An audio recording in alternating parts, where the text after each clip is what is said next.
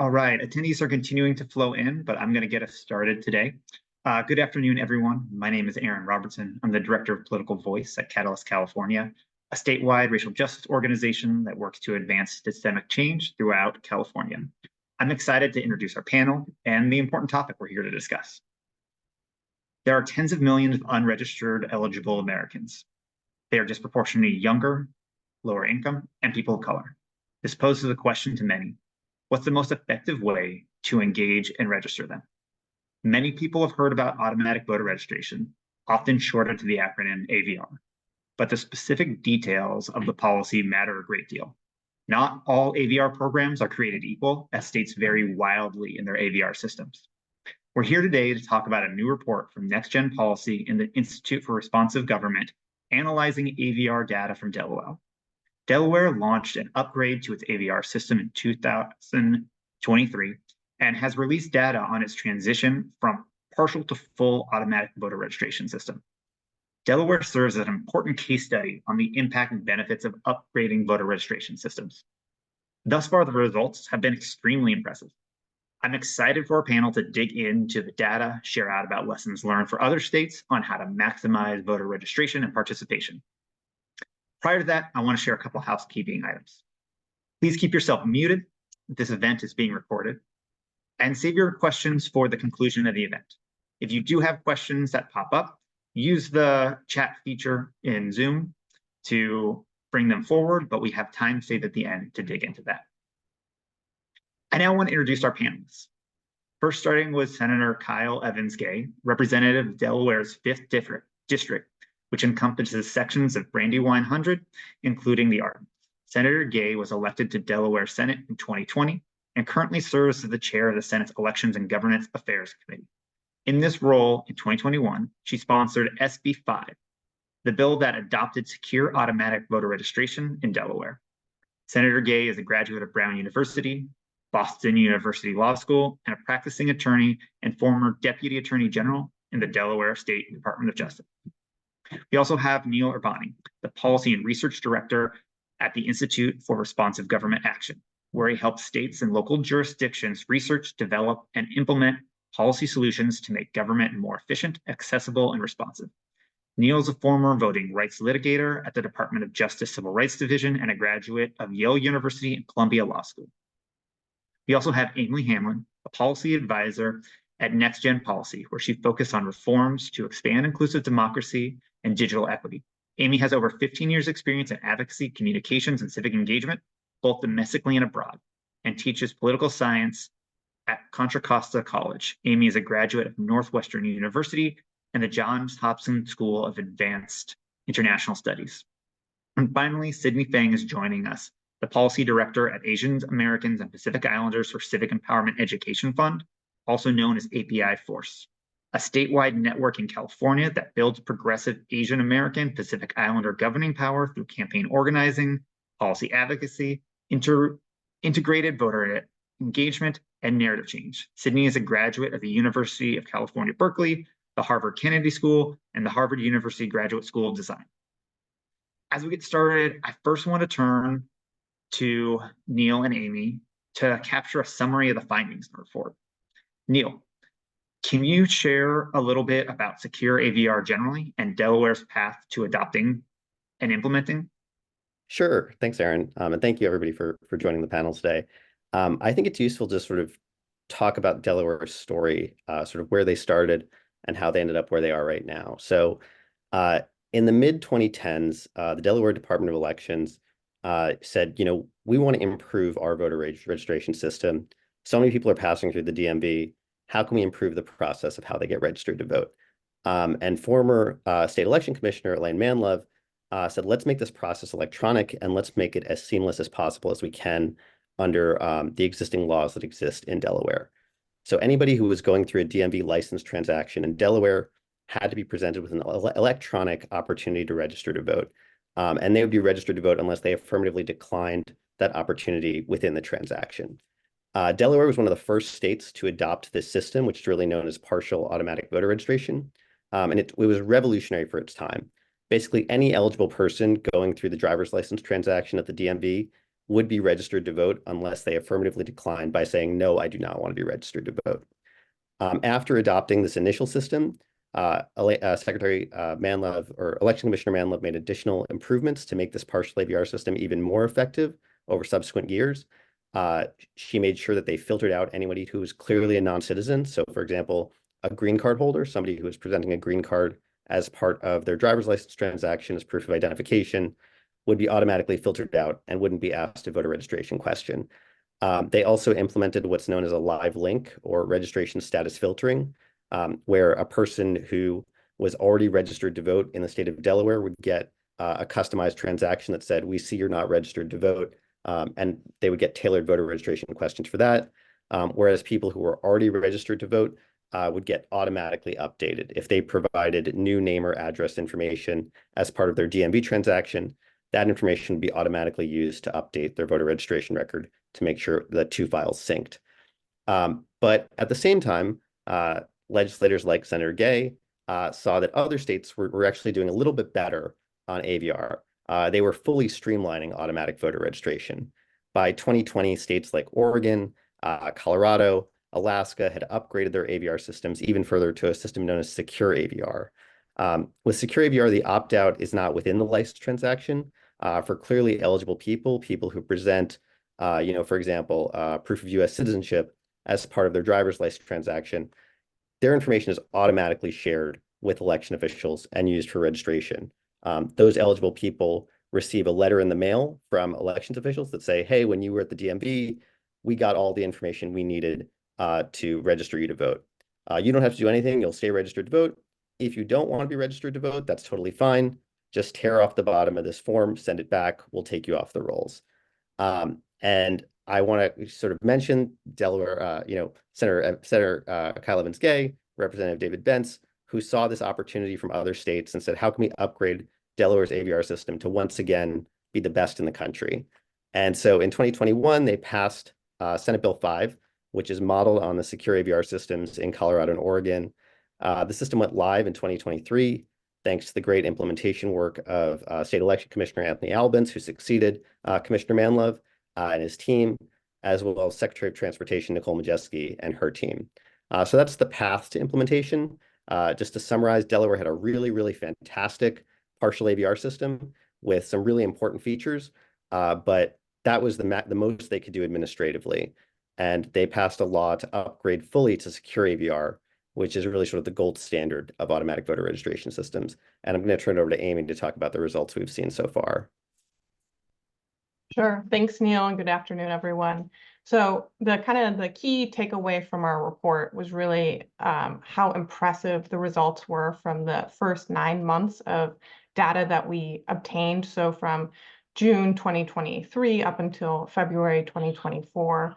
And when we looked at the voter registration numbers, really the key takeaway was that there was a 26% jump in voter registration at the DMV in Delaware, which is pretty astounding, especially in the context of Delaware, where they're really maximizing the voter registration rate at the DMV. So it's now up to kind of 99% registration rate at DMV. So that is just kind of really incredible. Hats off to Senator Gay and the other folks involved in really pushing for this reform.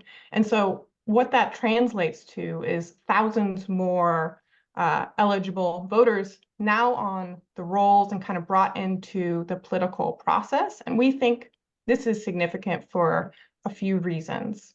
First, almost by definition, these are going to be harder to reach populations because they're the folks that aren't registered to vote, and we're bringing them into the political process. So they're no longer going to be invisible to campaigns and election officials. They are going to start being outreached to as potential voters now that they're on the rolls, and we think that that is huge. The second piece of it too that I want to highlight is that these voters are being brought on to the rolls well in advance of an election.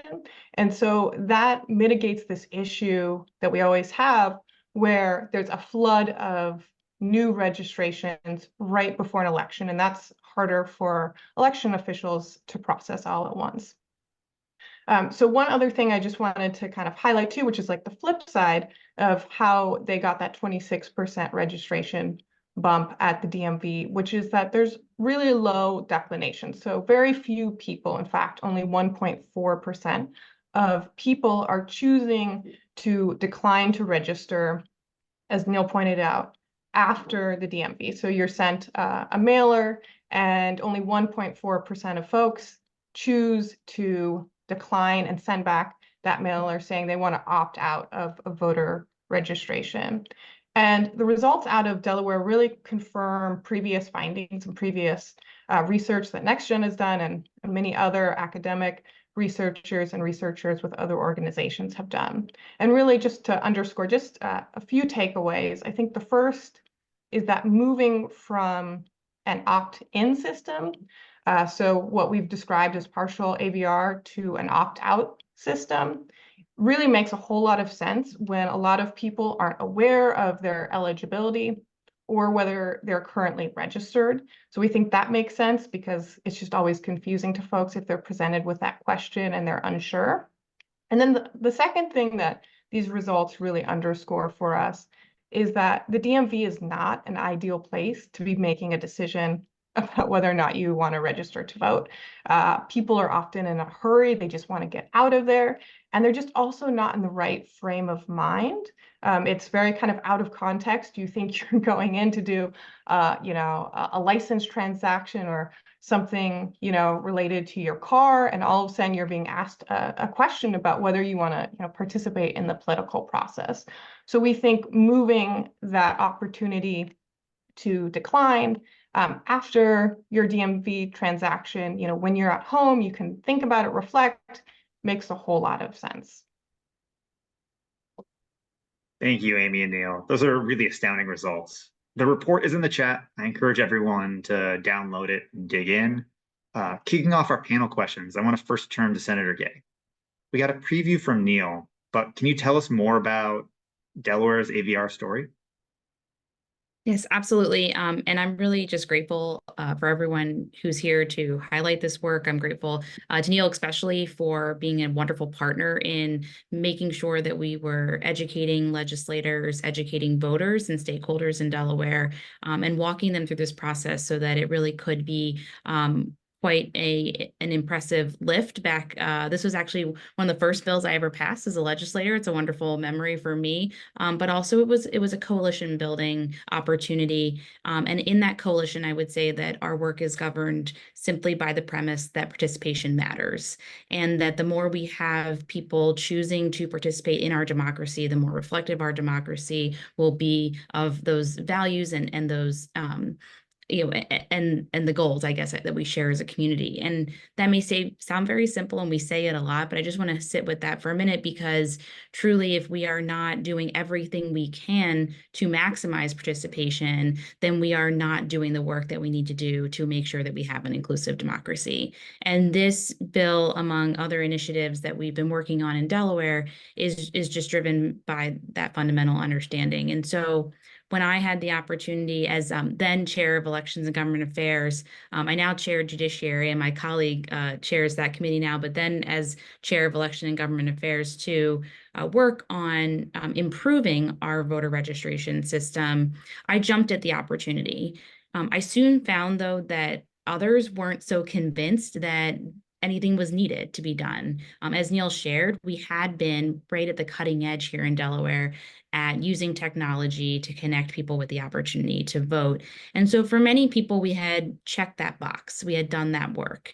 And what I'm really pleased about now, seeing the results, just like Amy was sharing, is we have the data that demonstrates that something that may be perceived by a legislator or a stakeholder as a minor change can have quite an outsized impact, and that our systems and our technology systems in particular need to reflect the realities of individuals, their experiences day to day, and that we should seek to improve and change the system where there's an opportunity to do it. I was really pleased to be able to work with people from both sides of the aisle on this bill. I was pleased to be able to work with Representative Bentz, who had a history, a now retired Representative Bentz, who had a history of doing amazing legislation related to elections, and really demonstrating that it's our obligation, like I said, to leverage technology to serve our constituents. There were concerns, obviously, data security, the choice for people to register to vote or not. But as Amy shared, we built pieces into this bill to ensure that choice and your decision to participate still lies with the voter themselves. And so, yeah, while this may, looking back, seem like a easy fix, maybe a simple, straightforward fix, at the time, it was really incumbent on us to convince everyone that it was worth doing. And I'm very glad that we won that argument at the end of the day, and that my colleagues were supportive of the bill. This is such a powerful story. I just want to take a moment to thank you for leading the way on this. Sydney, I'm excited to turn to you. Your organization, AAPI Force, works with Asian American Pacific Islander communities. Can you tell us why secure AVR is important to your organizations and how it will impact these communities and grassroots groups? Thanks, Aaron, and thank you all so much for inviting me to be part of this conversation. I'm really excited to be able to learn from the work you all are leading in Delaware, and so in terms of the grassroots perspective here, just a little bit of background on AAPI Force. We are a statewide network that engages hundreds of thousands of voters across California year-round to build political power for working class AAPIs. And so our work is multiracial, multilingual, intergenerational, and our democracy should really look the same. Our organizations spend weeks in the field registering and turning out low propensity voters. So that's working class, young, voters of color, folks who are often not included in our democracy.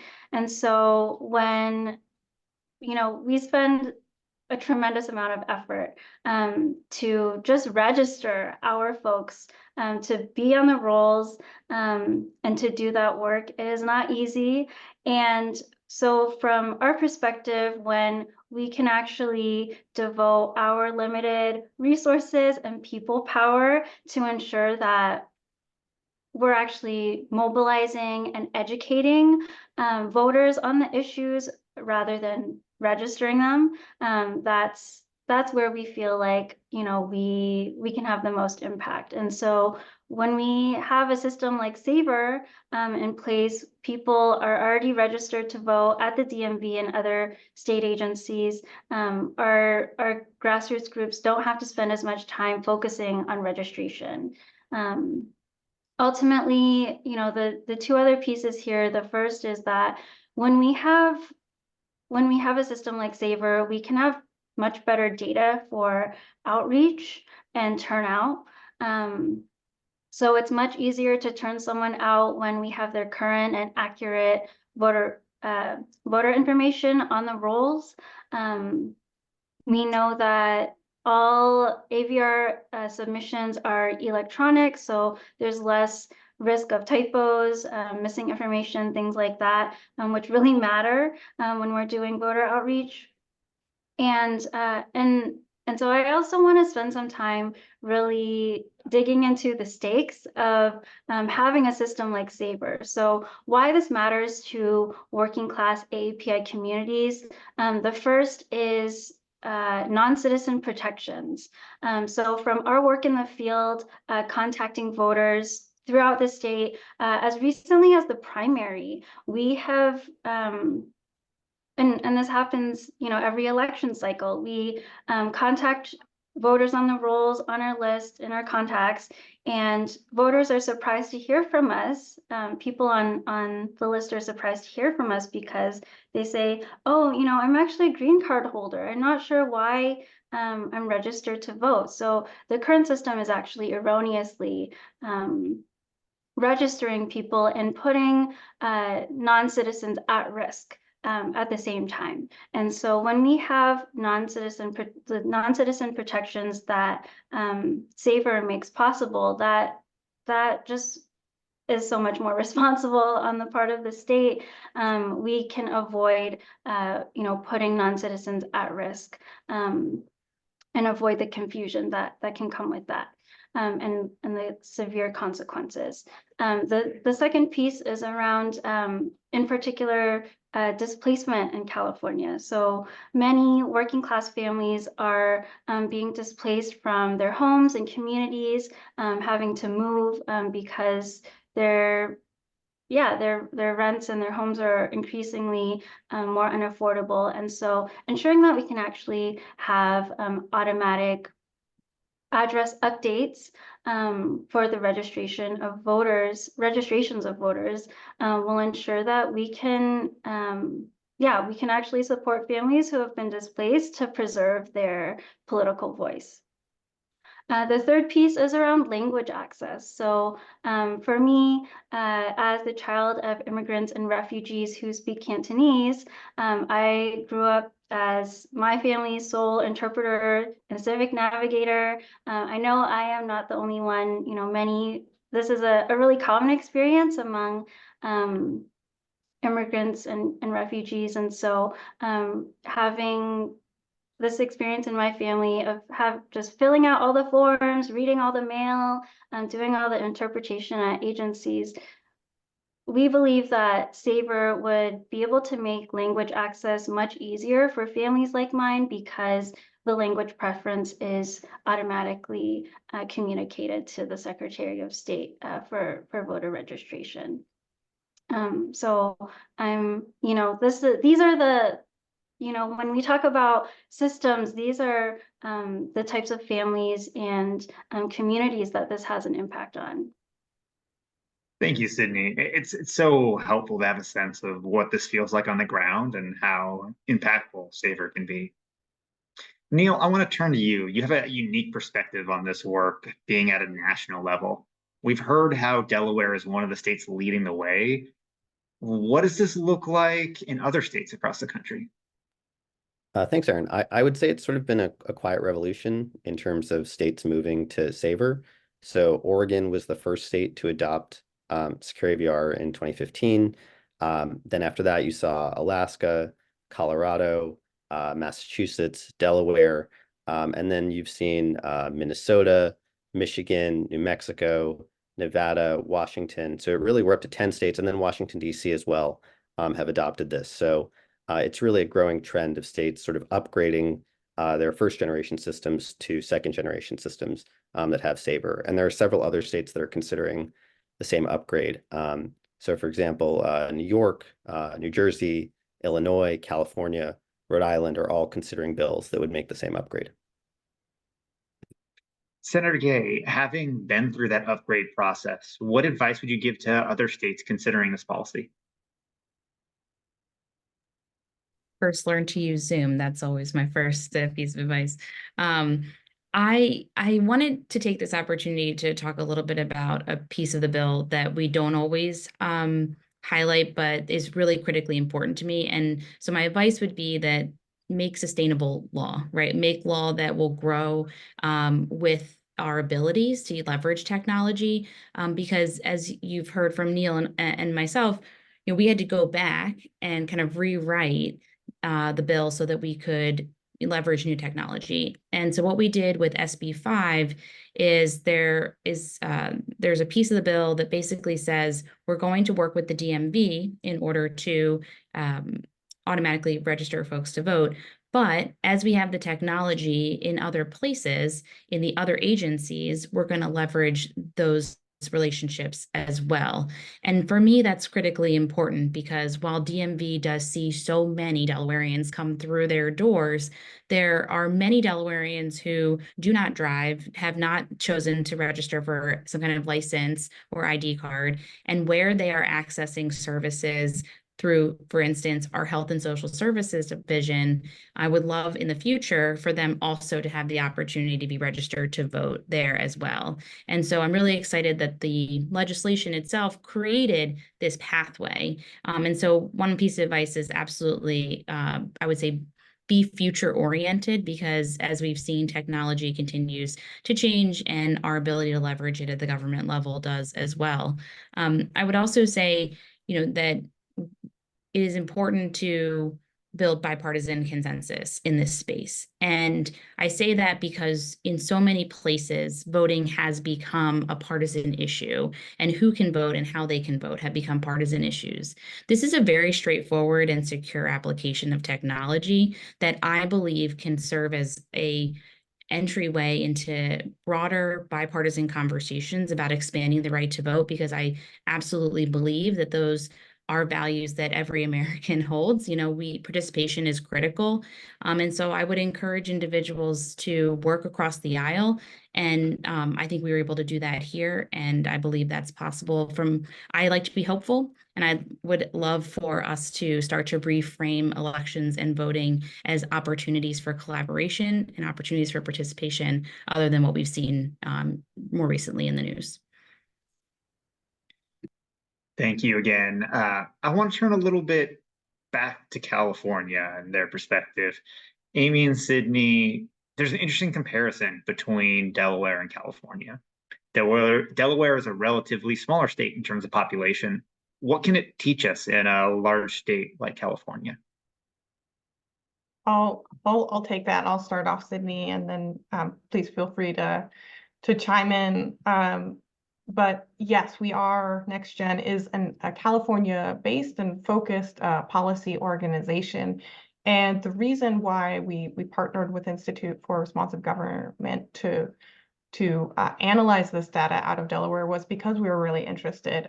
California, as Neal mentioned, is one of the states that is considering moving from a partial automatic voter registration system to a secure, kind of most robust form of AVR. And so we are very interested in the results out of Delaware and other states.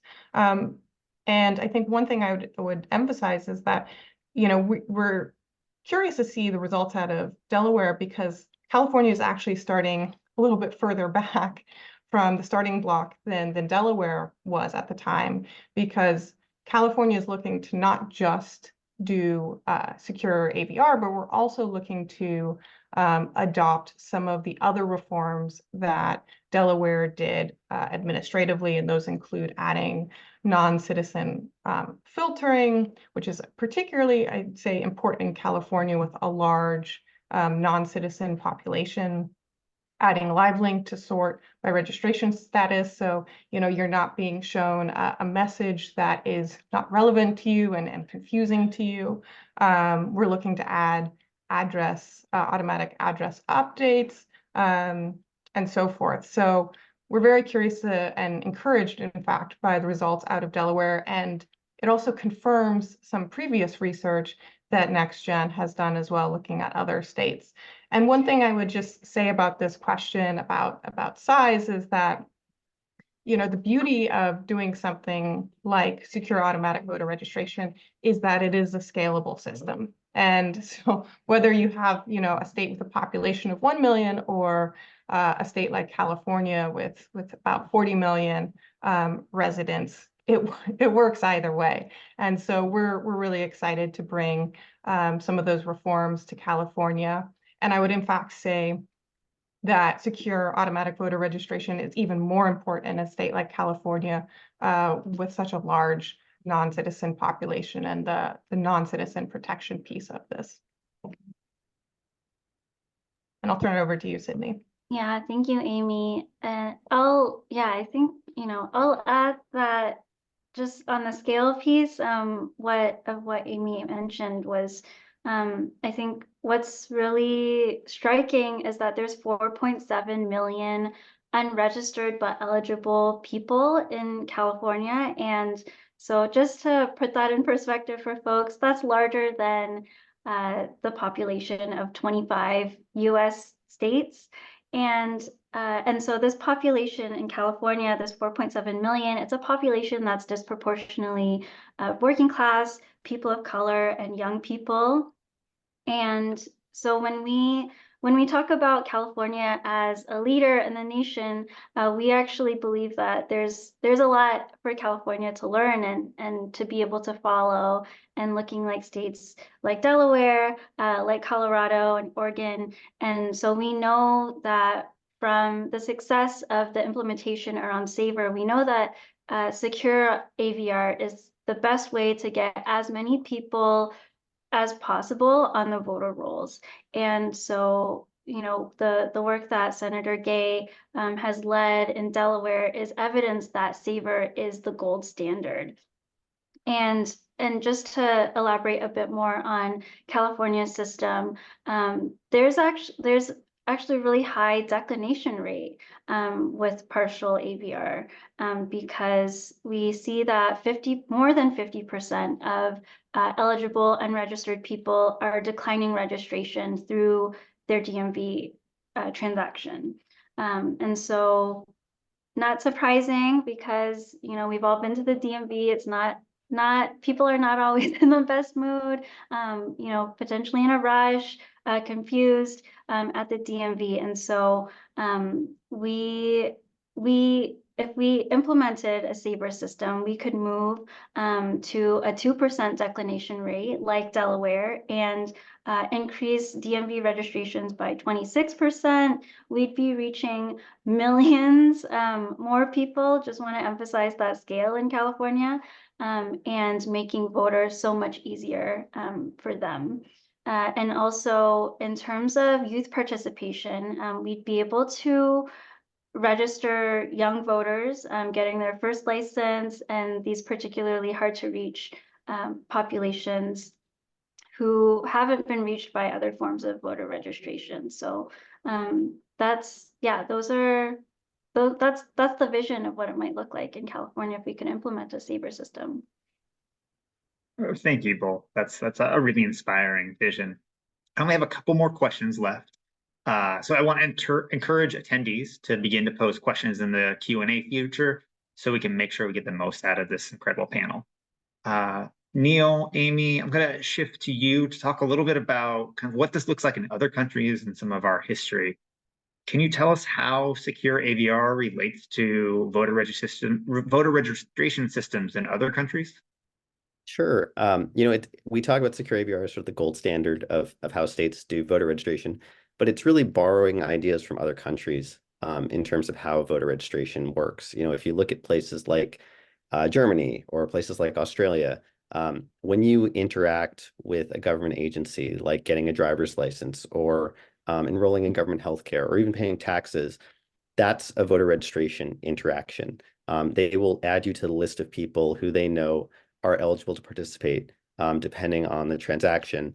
And then they'll say, voting is the choice for you. I think in the US, there's this sort of two-step process for voting. It's like you have to affirmatively say, I want to register, and then I want to vote.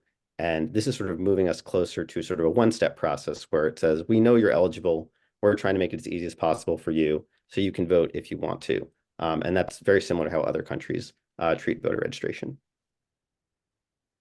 And I'll just add to that about some of the kind of particularities of the US system, which is that our system of voter registration in the US is unfortunately really tied to past discrimination. And that two-step process that Neal talked about, you know, first having to register and then being able to go and cast a vote was really kind of intentionally created to form a barrier to participation. And so, you know, the first voter registration systems that we've seen in the US actually were back in the 1800s in New York, and they were created because of the influx of Irish immigrants and trying to block them from exercising their political power. We then saw this idea move to the Jim Crow South, and we've been left with it ever since. And despite those origins, you might argue that there was a period of time in which voter registration might have been necessary because we didn't have the technology to do something like AVR. but we now have the technology. And so it's now a choice. It's a choice to, keep this system that unfortunately disenfranchises folks and kind of continues patterns of underrepresentation, or we could choose to make it as easy as possible to vote, to kind of tear down those last remaining barriers to participation. Senator Gay, I'd love to close out the panel with you. This report really shows how Delaware is leading the way on automatic voter registration. Do you have any parting thoughts for our audience? Yeah, I, again, really appreciate the focus on what our small state was able to accomplish, and I do hope that that scalability proves out for many others as well. I think I appreciate you all calling it the gold standard. I'm going to also argue that it should be the minimum standard, and that really it is the beginning of the type of work that we all need to do in order to engage individuals who are registered to vote. And I think the lived experience of many of the individuals that Sydney talked about, who are facing language barriers, transportation barriers, information barriers about how and when to participate, it is incumbent on us as elected officials, on us on this panel as folks who care about engagement, to now leverage the data and the access we have to people to give them the information they need to make choices that are best for them. And so I'm really excited that we've been able to get those registration numbers up. I'm very excited to learn what we'll do to reach people and to encourage them to participate in our democracy. Well, thank you for setting such a inspiring context for all of us to come together and talk about this. So I'm now going to turn to questions from the audience. So again, there's a Q&A feature in Zoom. Please pull that up, type in a question if you have it. We have a few coming in. First, I'd like to start with, there's a curiosity around cost. So what does a system like this cost? Knowing that that's going to vary from state to state, but help our audience understand what that looks like. So I would just love to tell you how much the system cost in Delaware, because I love repeating this number. This system costs $21,900. Let me say that again, $21,900, which is a fantastic number to hear. I mean, so much of that is so much great work had been done by the Department of Transportation and the election division in Delaware. But that is, that's on the low end, but other states, like for example, Colorado spent less than $200,000 on this upgrade. Other states have spent less than $500,000 on this upgrade. The Delaware number is, again, truly astonishing, but it's been something that's cost about $500,000 in other states. Thanks, Neal. Have another question coming in here. So we've talked a lot about the role DMV plays in this process. What other agencies could AVR be expanded to? So Senator Gay mentioned, health services. I think that's the leading area. A lot of states are looking to expand secure AVR to Medicaid transactions. That requires, not requires, but sort of states are taking a cautious approach and seeking the blessing of the federal government on that issue, just to make sure that they're complying with Medicaid privacy regulations. And so Colorado, New Mexico, Oregon, Delaware have all reached out to CMS and said, we would like to move forward with this. Can you provide guidance on how best to do this? And CMS has indicated that they are considering that question and will hopefully have guidance out to those states. The other areas where you could look at are Department of Corrections. So in Michigan, for example, they saw what Delaware did and passed their own SAVR bill. And they explicitly included the Department of Corrections in their state. So people, as soon as they get their eligibility to vote back, that's a voter registration opportunity if the Department of Corrections has information about their citizenship status and the other information necessary to vote. And then the fourth area I'd mention is tribal governments. So when somebody enrolls, is an enrolled member of a tribe, they are de facto a United States citizen. And so particularly in Western states, Colorado, New Mexico, Nevada, if you are an enrolled member of a tribe, the tribe can enter into a memorandum of understanding with the Secretary of State or the chief election official to say, we would like to share information about our enrollment lists with the Secretary of State, so these people can be registered to vote and then be sent an opt-out notice. And those provisions were designed with collaborations of the tribes in Colorado and New Mexico and Nevada. And hopefully they can move forward. I think the tribes are sort of working out the details, but that's hopefully another very cool area for expansion in the future. Thank you, Neal. So when we think about registration, that's really one part of the equation about participation. What do we know of the impact increasing registration numbers through a system like SAVR has on turnout and folks actually going to the polls or filling out their ballot? Do you want me to Sure, take a shot? Go ahead, Oh, Amy. yeah. No, please go ahead, Senator Gay, and yes, please go ahead. So just real quick, obviously, I'm sure Amy can tell you she didn't study that yet, and I'm interested to know maybe what, from someone who's not a policy analyst, I would love to learn more about kind of what next steps might be to find those things out. But I'll just say, as someone who both serves in the Senate and campaigns, I see every day the way that we interact with voters and how much of that relies on technology and how much of that relies on systems who know where the voter is.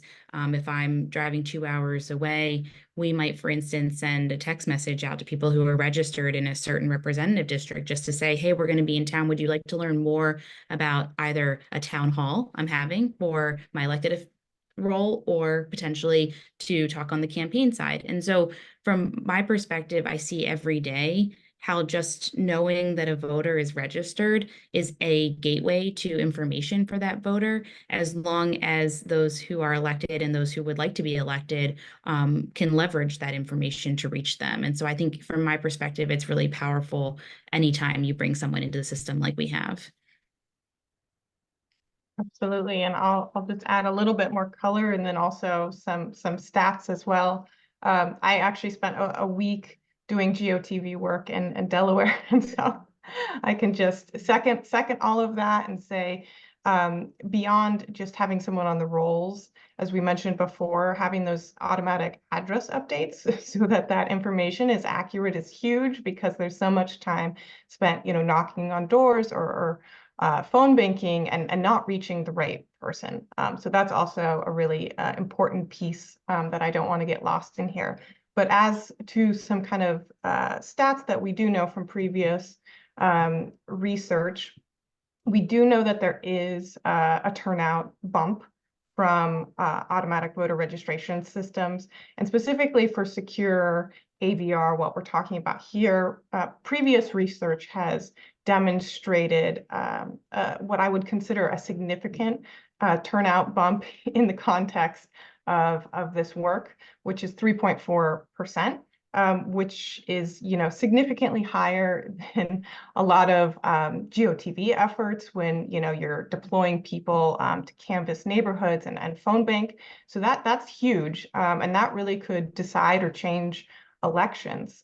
So it might sound small, but that actually in kind of the campaign world is a huge number, and that is double the turnout effect that we've seen in partial automatic voter registration states. So there definitely is a turnout effect, and we're very excited as Delaware gets further along to study that question and to study it more in some other states, because as Neal mentioned, it's a quiet revolution.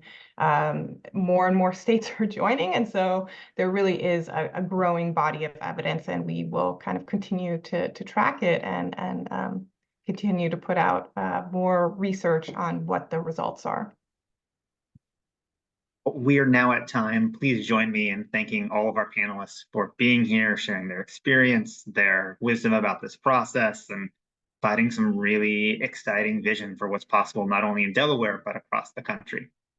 We have the report that was shared in the chat, and we're recording this webinar. So both of those will be shared broadly, and thank you for spending your time with us. Thanks, everyone.